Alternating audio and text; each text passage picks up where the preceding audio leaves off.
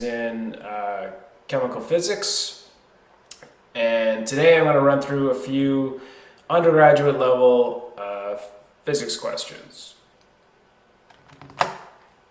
So to start us off, here we have a 200 kilogram satellite is placed into a circular orbit around the Earth. So I'm just going to draw this. So there's our satellite, there's our Earth. The radius of the orbit is 4.23 times 10 to the 7 meters. The satellite is 200 kilograms. And first we're asked to find the gravitational force on the satellite. So gravitational force is just given by the gravitational equation, which is Gm over r squared, where r is the distance between the two bodies from their centers. M is the mass of one object, and the lowercase m is the mass of the other object. Not really sure why I did it this way, so I'm just going to go m1, m2 over r1, 2, that way. Slightly more obvious. So the mass of Earth, we will use oh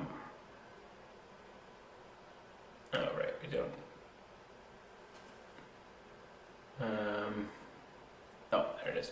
The mass of Earth is 5.972 times 10 to the 24 kilograms.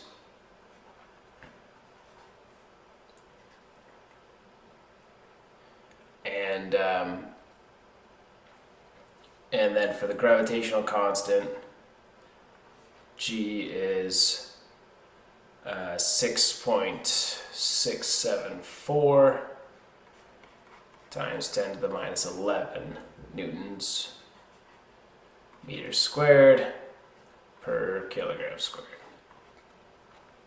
Okay, so those are all our parameters that we're going to need. So our force is just 6.674 times 10 to the minus 11 newtons meters squared per kilogram squared.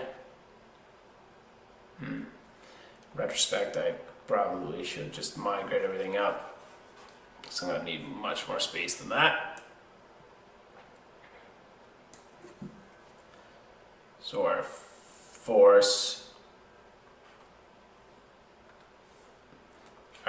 is just 6.674 times 10 to the minus 11 newtons meters squared per kilogram squared, multiplied by the mass of Earth, which is 5.972 times 10 to the minus 20, or 10 to the plus 24 kilograms, times the mass of our satellite, which is 200 kilograms,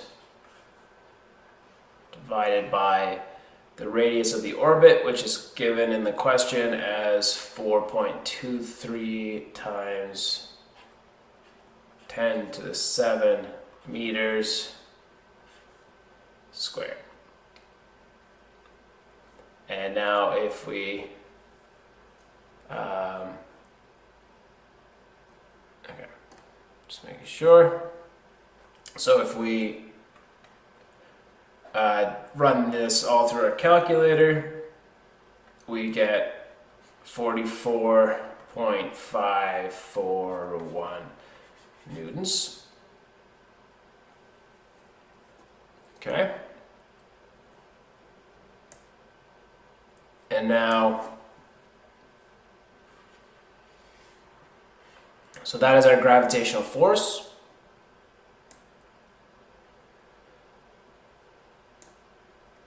B of the question asks to use the equation for the centripetal force to determine the speed of the satellite.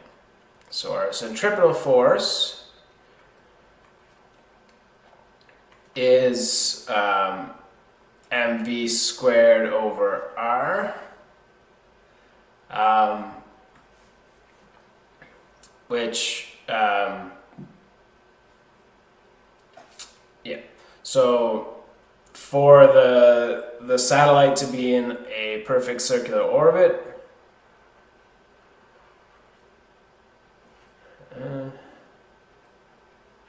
around the Earth, then the centripetal force, or the gravitational force, must be equal to our centripetal force. So that's the only way that's going to work. And so up above here we have our gravitational force. So that means that 44.541 newtons must equal our centripetal force, which is equal to mv squared over r. So where m here is the mass of the object that's in circular motion, so it'll be the 200 kilograms of our satellite, and r is the radius of the orbit, which was given in the question. So solving for v, that means that v is the square root of r times 44.541 newtons over the mass, which is equal to, putting in the values from the question, 4.23 times 10 to the 7 meters times 44.541 newtons over the mass, which is 200 kilograms. And just for some unit analysis, recall that a newton is a kilogram meter per second squared. So that means that this kilogram will cancel and we'll get meters squared per second squared in the square root, which makes sense because the square root of meters squared per second squared will be meters per second, which is a speed. So that all looks good.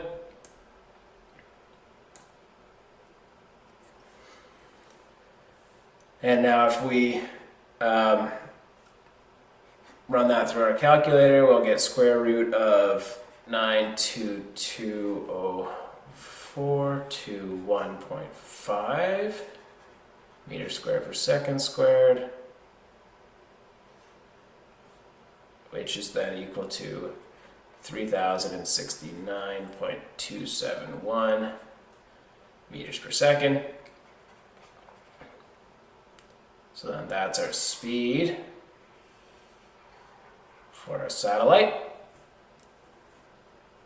And you can't see this, the third part of the question, but part C asks to solve for omega, the angular speed.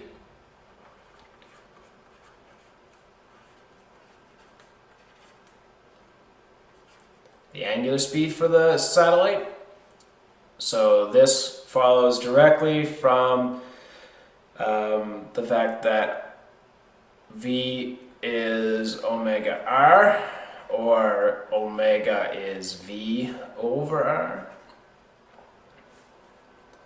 So just punching in our values, so that's 3069.271 meters per second from part B above, and divided by the radius of our orbit.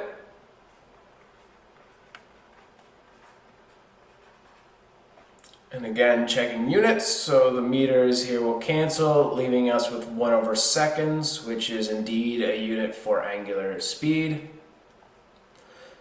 Working this through on our calculator, omega is 7.25596 times 10 to the minus 5. 1 over seconds. And part C also asks to verify that this would correspond to a period of roughly a day. So the period of your orbit is just 2 pi over your angular frequency.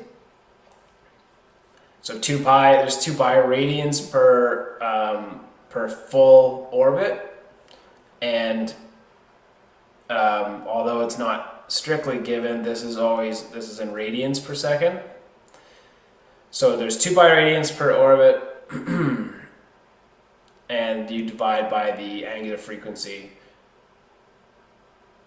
in radians per second. So 2 pi over 7.25596 times 10 to the minus 5 per seconds. And the 1 over second will flip up, giving you a time as your numerator. But it wants us to confirm that's roughly a day.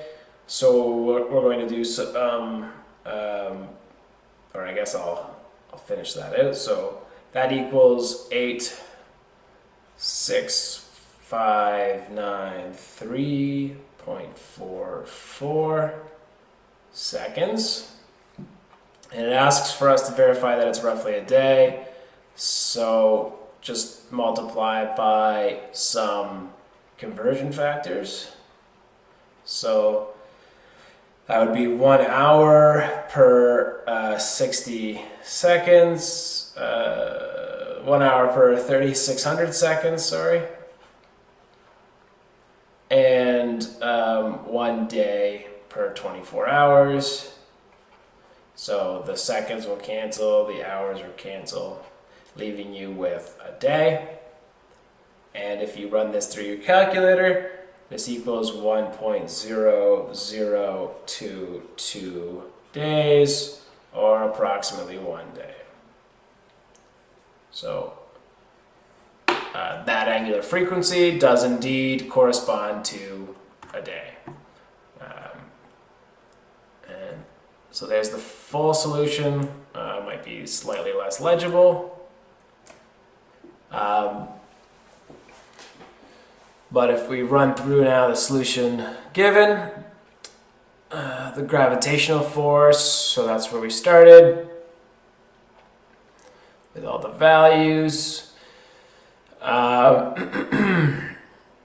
the solution here is 2.9 times 10 to the 13 newtons. That is different from what I got, but we can do a fairly quick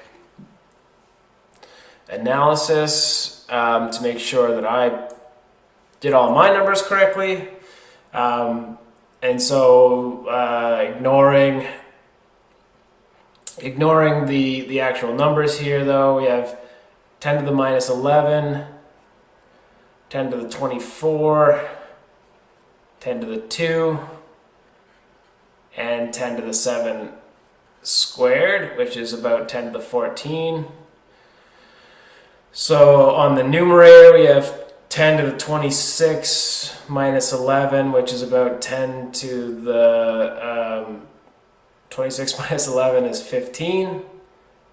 And then divided by 10 to the 14, so we should get a number in the range of 10 to the 1, which is what I have. So this 10 to the 13 number must be just a calculator error of some kind. And then a centripetal force. So again, that's correct. So our centripetal force was used correctly, but then because the force in A was calculated incorrectly, the speed's going to come out incorrectly. and then the period would as well. If the satellite is in a geosynchronous orbit, so that's true. But instead of using the speed or the frequency from the question above, they just did something to calculate one day. So I guess that makes sense if all your values before are incorrect. So I will say the method is correct. Must have been a calculator error in part A, which gave incorrect values for B and C. And I guess I'll say it's incorrect.